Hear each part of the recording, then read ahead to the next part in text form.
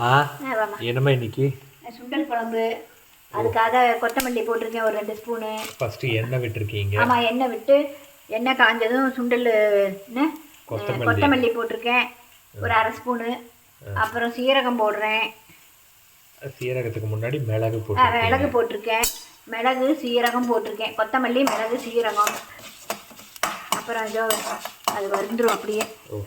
வெங்காயம் ஒரு 10 வெங்காயம் போடுறேன். ஓகேம்மா. சின்ன வெங்காயம் ஒரு 10, 2 பூண்டு. ஓகேம்மா. இதெல்லாம் சுண்ட கடலை குழம்பு. ஆமாம், ஒரு 4 வரமிளகா போடணும். ஓகேம்மா. ஏன் 4 வரமிளகா போடணும்? ஏன்னாக்கா மிளகு இருக்கு இல்லையா, மிளகு காரமும் இருக்கும். ஓகே. அப்புறம் தாளிக்கும் போது போடணும், அதனால 4 போட்டிருக்கேன். ஓகேம்மா. இது கொஞ்சம் வணங்கினதும் எடுத்துக்கிட்டோம். இது அந்த பக்கம் சுண்டக்கடலை குக்கரில் வெந்துட்டே இருக்கு. சுண்டல் வெந்துட்டு இருக்கு. இந்த பக்கம் இது நல்லா வதங்கணுமா வணங்கணும்? ஓகே. இது நல்லா வணங்கிருச்சு இல்லையாம்மா? ஆமாம்மா. இதை மிக்ஸி ஜாரில் போட்டீங்க, பார்க்கவே கலர்ஃபுல்லாக இருக்கு. ஆமாம். நீ இந்த தக்காளியை கொஞ்சம் வணக்கி போட்டுக்கலாம். ஓகேம்மா. தக்காளியை அப்படி சும்மா வடச்சட்டியில் எடுத்துட்டு அதே எண்ணெய் இருந்தது, அதுலேயே கொஞ்சம் இந்த தோல் சுருங்குனா கொஞ்சம் வணங்குற மாதிரி. தனியாக எண்ணெய் விட வேண்டியது இல்லை நாம. இல்லை அளவாக விட்டு வறுத்தா நம்ம திரும்பி விட்டு தான் வணக்கணும். எனக்கு எண்ணெய் இருந்ததுனால விட்டுக்கிட்டேன், அதுலேயே போட்டுட்டேன். ஒரு டவுட் அதை கேட்டேன். இது தோல் சுருங்கின வரைக்கும் வணங்கினா போதும். ஆமாம், லைட்டாக வணங்கினா போதும். ஓகே. அதை எடுத்து இதில் போட்டு மஞ்சத்தூளெல்லாம் போட்டுட்டு சொன்னேன். தக்காளியோ நல்லா தோல் சுருங்குற அளவு இது எடுத்து அதை எடுத்து போட்டிருக்கேன். ஆறிடுச்சு. மஞ்சத்தூள் போட்டிருக்கேன். ஓகேம்மா. அப்புறம் அது கூட கொஞ்சமாக சுண்டல், வேக வச்ச சுண்டல். பாரு நல்லா வெந்துருக்கு பாரு. ஆமாம் நல்லா வெந்திருக்கு. ஆமாம். ஆனால் உடையாமல் அப்படியே இருக்கும். இதை வந்து நம்ம கொஞ்சமாக சேர்த்துக்கணும். கொஞ்சம் போட்டால் போதும். அரைக்கிறக்கா? ஆமாம். மசாலா கொஞ்சம் கெட்டியாக வரும், ருசியாகவும் இருக்கும். அதுக்காக இந்த அரைக்கிற மசாலா கூட இந்த சுண்டலையும் போடுறீங்க. ஓகேம்மா. கொஞ்சம் இது ஆறி இருக்கட்டும். அந்த கேப்ல இங்க தக்காளி கரைச்சி. ஆமாம், தக்காளி கரைச்சி வச்சுருக்கேன். மஞ்சத்தூள் போட்டிருக்கேன், ரசப்பொடி போட்டிருக்கேன், பெருங்காயத்தூள் போட்டிருக்கேன், உப்பு போட்டிருக்கேன். ஓகேம்மா. இப்போ இனி இது ஆறுனதுக்கப்புறம் அரைச்சிருவேன். ஓகேம்மா. அரைச்சாச்சு இல்லைம்மா? அரைச்சிட்டேம்மா. இந்த பாரு அதில் போட போகிறேன். ஓகே. சுண்டல் புள்ள போட போகிறேன். வாசம் சூப்பராக இருக்கு. கொத்தமல்லி மணக்கிருக்கோம்ல, பொடி போட்டதை விட இந்த மாதிரி வதக்கி கொத்தமல்லியை நல்லா வணக்கி போட்டா கம்ம வாசமா இருக்கும். மிளகு போட்டுக்கலாம். போட்டிருக்கோம். ஆமா, இந்த மாதிரி பொடி எல்லாம் கடையில் விற்கிற பொடி வாங்கி போடுறதை விட இப்படி இருக்கிற கொத்தமல்லியை வணக்கி போட்டா நல்லா வாசமா இருக்கும். எல்லா நேரமும் பாவம் வணக்க முடியாது இல்லையா, அதனால எல்லாம் நல்லா அந்த இது அலாசி ஊற்றிட்டீங்க இல்லையா மிக்ஸியை.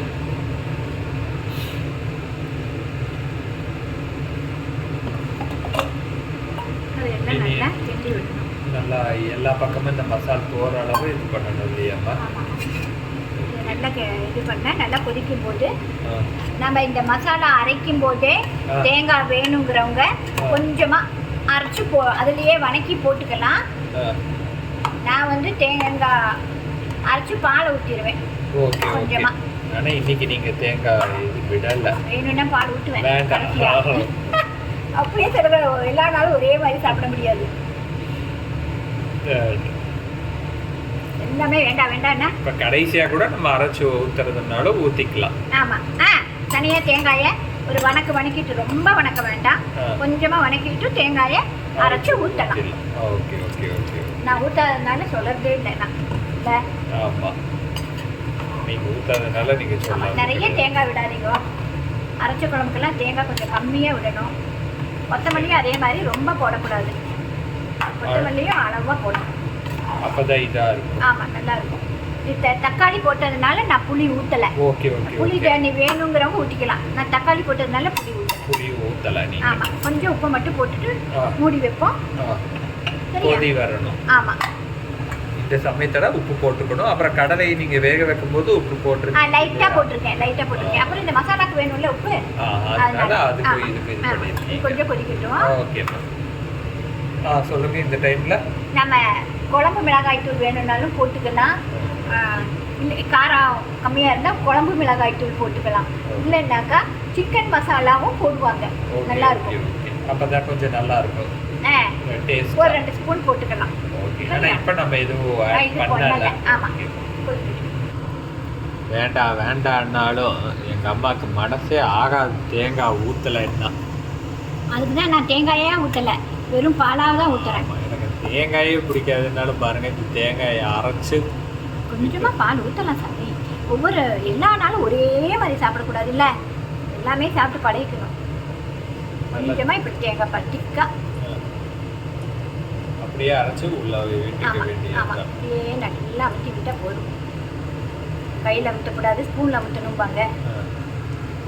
ஸ்பூனை விட கை. ஆமாம், கையில் நம்ம நல்லா சமைக்கிறவங்க சுத்தமாக தான் சமைப்போம். அதனால இதுலயே இப்படி பண்ணி நீங்க தேங்காய் பால் விட்டுட்டா காரம் ஜாஸ்தியா இருந்தாலும் கம்மியாயிடும், டேஸ்ட்டும் இருக்கும். ஓகே, குழம்பு கெட்டி அதெல்லாம் கிடையாது, டேஸ்ட்டுக்காக ஊத்துறது தான். ஆமா, கெட்டியாக ஆகும். இந்த எல்லாம் அரைச்சு அப்படியே விட்டா கெட்டி தான். தேங்காய் அப்படியே விட்டா கெட்டியாக நம்ம பாலா விட்டு. ஆமா, பாலா விட்டுருவாங்க பாருங்க. ரொம்ப விடக்கூடாது. ஒரு சில ஹோட்டல்ல ஆமா, அது வந்து ஒரே இதாவே இருக்கும், தேங்காய் வாசம் தான் வரும், திகட்டிடும். அதனால நம்ம கொஞ்சமா விட்டுக்கலாம். கொஞ்சமா விட்டுக்கலாம், விட்டுட்டு ரொம்ப கொதிக்க வேண்டாம். அவ்வளவுதான், போதும். அங்க என்ன பண்ற போறீங்க இப்போ? தாளிச்சு முடிச்சிட போறீங்க குழம்பு. கொஞ்சோண்டு பட்டையும் கிராம்பும் போட்டிருக்கேன். ஓகே, என்ன காஞ்ச எண்ணெயில கொஞ்சம் பட்டையும் கிராம்பும் போட்டிருக்கீங்களா தாளிக்கும் போது? ஆமா. அப்புறம் கடுகு போட்டிருக்கேன். கடுகு வெடிக்கட்டும். ஓகேம்மா, கடுகு வெடிக்குதுன்னு நினைக்கிறேன். ஆமா, அப்புறமா கொஞ்சமா வெங்காயமும், சின்ன வெங்காயம், சின்ன வெங்காயம், பெரிய வெங்காயம் இது வேணா போடணும். சும்மா ஒரு 2 இந்த வணக்கத்துக்காக. அப்புறம் ஒரு வரமிளகா. ஆமா, ஒரு வரமிளகா. முன்னமும் வரமிளகா போடுறீங்க, இப்போ வரமிளகா தாளிப்புக்கு. ஓகே ஓகே ஓகே,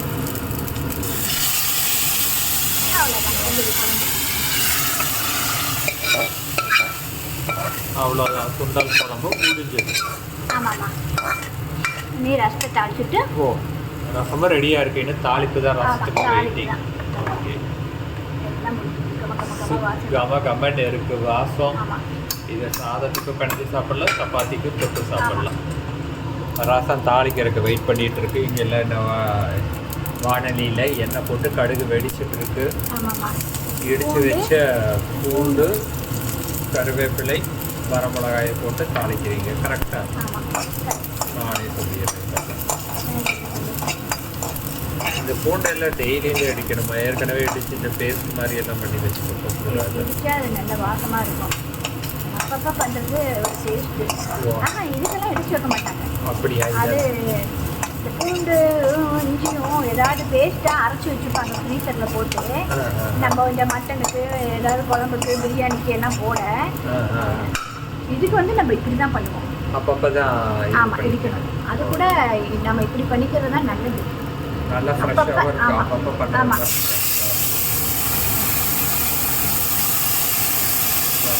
தாளிக்கு முடிஞ்சது.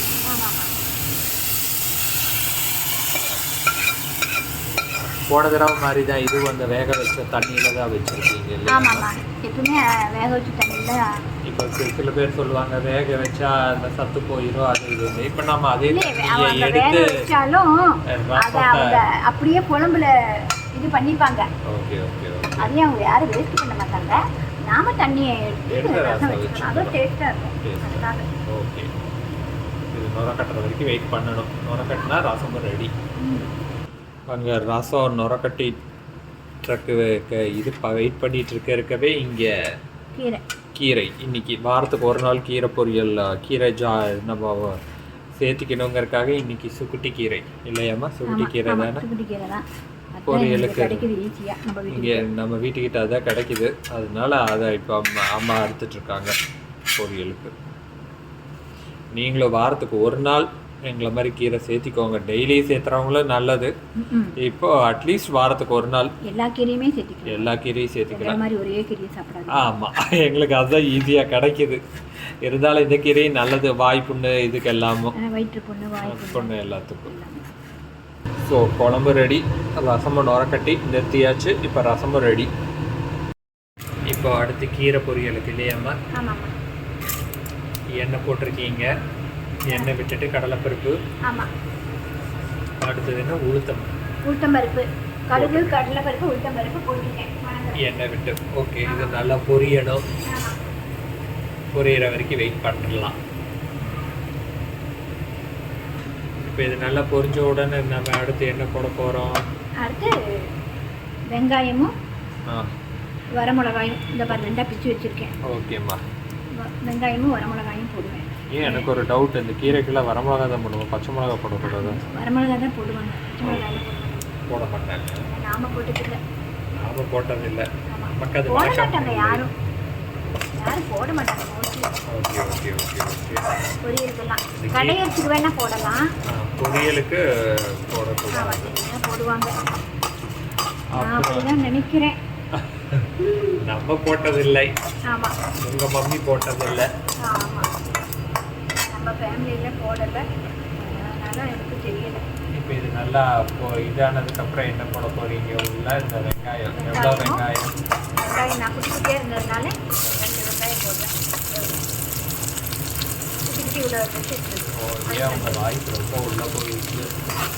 ரொம்ப கம்மியாக இருக்குன்னா அதே அந்த சவுண்டுக்கு அப்படி கேட்குறதுமா. இல்லை, நீங்களே ரொம்ப மெதுவாக பேசுறீங்க, அதனால வெங்காயம் போட்டுருக்கேன். வெங்காயத்துக்கு மட்டும் லைட்டாக உப்பு போட்டுக்கலாம். கீரை நல்லா வணங்கினதுக்கப்புறம் தான் உப்பு போடணும். ஆமாம். இப்போ நீங்கள் தாளிக்கிற இதுக்கு மட்டும் ஆமாம், கொஞ்சமாக பூண்டு போட்டுருக்கேன். கீரை நல்லா ஓரளவு வதங்கிடணும். ஏன்னா கீரை நிறைய இருக்கும்போது உப்பு போட்டால் எவ்வளோ இருக்குன்னு தெரியாது. நிறைய இருக்கிற மாதிரி தான் இருக்கும், நம்ம நிறைய உப்பு போட்டிருக்கோம். அதனால இதுதான் பண்ணணும். வதங்கட்டும், சரியா? அப்படியே நல்லா வதங்கிட்டு. ஆமாம். இப்போ இது நல்லா வதங்கிருச்சா? சரி, வதங்கிருச்சு. ஆமாம்மா. அப்புறமா கீரை போடுறேன். ஓகே. இந்த கீரை நல்லா, அதாவது இப்போ பார்க்க நிறைய இருக்கிற மாதிரி இருக்கும், ஆனால் கீரைனால எல்லா கீரையும் அப்படிதான் பார்க்கும்போது நிறைய இருக்கும். வதக்கினா ரொம்ப கொஞ்சமாக போயிடும். பார்க்கும்போது தான் இப்போ பாருங்க, இந்த வானொலி ஃபுல்லாக இருக்கிற மாதிரி இருக்கு. இனி வணங்கினதுக்கு அப்புறமேல் ரொம்ப கம்மியாயிடும் இல்லையா? ரொம்ப கம்மியாயிடும். ஓகே. இது இப்போ என்ன பண்ண நல்லா இன்னும் நல்லா வதக்கி விட்டோம்னாக்கா அந்த தண்ணி, கீரையிலேயே தண்ணி இருக்கும்ல, அதே போதும். நம்ம தண்ணியெல்லாம் விட வேண்டாம். இப்போதே பார்த்தா கம்மியான மாதிரி இருக்கும். ஆமாம், இன்னும் கம்மியாயிரும் பாரு. ஓ, முன்னமே இது ஃபுல்லாக ரொம்ப இருந்தது, இப்போ பார்த்தா கம்மியாக இருக்கு. இன்னும் வணங்கினா இன்னும் இதாகும். ஆமாம், கம்மியாயிடும். அதான் எப்போ வடிக்கடி சொல்றீங்க, கீரைக்கு மட்டும் தண்ணியை விடவே கூடாது. கீரையில் இருக்கிற தண்ணியே போதும் அது வணங்கறக்கு. கரெக்டானப்பா? ஆமாம். கொஞ்சமாக உப்பு போட்டுறேன். ஓ, ஓகே ஓகே. இப்போதான் கீரைக்கு போடுறீங்க, முன்ன போட்டது அந்த தாளிச்சு. அது ரொம்ப இவ்வளோ கம்மியாக போட்டேன், இப்போ தான் போட்டுருக்கேன். ஏன்னா அந்த தண்ணியிலேயே இது நல்லா இதாகிடும், நல்லா அது ஒட்டிக்கும், கரைஞ்சிடும். ஆமாம். சில பேர் இந்த கீரை நிறம் மாறாமல் இருக்கிறதுக்கு சின்ன சக்கரை கூட போடுவாங்க. Okay okay okay. எதுக்கு அது நிறம் மாறுது?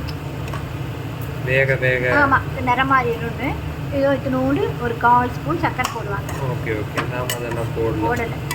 No issue. இனி இது உப்பு கரைஞ்சி இந்த தண்ணியெல்லாம் சுண்டணும். ஆமாம், அது வரைக்கும் நம்ம விட்டுக்கணும். இப்படி குத்தி விட்டுட்டே இருக்கணுமா? அதெல்லாம் இல்லை, நான் வந்து இந்த உப்பு கரையட்டுமே அதுக்காக போட்டதுனால இப்படி பண்ணி விட்டேன். அது போக அப்படியே கட்டி கட்டியாக இருக்குல்ல, அதுக்காக அப்படி பண்ணுறேன், அவ்வளோதான், வேற ஒன்றும் இல்லை. அது இப்படி தண்ணி ஓரளவு எல்லாம் சொல்லி கீரையும் நல்லா வெந்துட்டு. ஓகே. தேங்காய் போட்டால் உடனே நீங்கள் நிறுத்திடுவீங்க இல்லையா? ஸ்டவ்வை போட்டு ஒரு திருப்பிட்டு ஸ்டவ்வை நிறுத்திட வேண்டியதுதான். ஓ, இன்னுமே கம்மியாக முடிச்சு பாருங்க. போடும்போது எவ்வளோ இருந்துச்சு, இப்போ எவ்வளோ இருக்குன்னு. போடும்போது பார்த்தா 4 பேர் சாப்பிட்ற மாதிரி இருந்துச்சு, இப்போ பார்த்தா 2 பேர் சாப்பிட்ற மாதிரி இருக்கு. நல்லா இது பண்ணிக்க வேண்டியது. உங்கள் வாய்ஸ் உள்ள போகுது. நீங்கள் பேசுறது எனக்கே கேட்க மாட்டேங்குது. நல்லா எல்லா இடமும் நல்லா கலந்ததுக்கு அப்புறமா நிறுத்திட வேண்டியது. அங்கே குக்கர்லேயோ விசில் அடித்து சாதமாக ரெடி ஆயாச்சு. ஸோ எங்கள் வீட்டில் லஞ்ச் ப்ரிப்பரேஷன் முடிஞ்சது. இன்னைக்கு லஞ்ச் இப்போ தயார் பண்ணி முடிச்சிட்டீங்க. ஆமாம்மா. சாதம், சுண்டல் குழம்பு, அப்புறம் ரசம், காலையில் பண்ணின பொங்கல், நைவேத்தியம் பண்ண பொங்கல், அப்புறம் தயிர், கீரை பொரியல். அதுக்கப்புறம் சாப்பிட்டோன்னே சாப்பிட ஸ்வீட். இது பீடா ஸ்வீட். ஆமாம், இதுதான் இன்னைக்கு லஞ்ச். சொன்ன மாதிரியே இந்த குழம்பு எல்லாம் வச்சு பாருங்கள். நம்மளோட இது மாதிரியே இந்த அரைச்சி விட்ட சுண்டல் குழம்பு, ரசம், கீரை எல்லாம் பண்ணுங்கள். செஞ்சு பார்த்துட்டு மறக்காமல் கமெண்ட் பண்ணுங்கள். நம்ம சேனலை சப்போர்ட் பண்ணுங்கள், கமெண்ட் பண்ணுங்கள், ஷேர் பண்ணுங்கள். ஓகே, இன்னொரு வீடியோவில் பார்க்கலாம். பாய். தேங்க்யூ.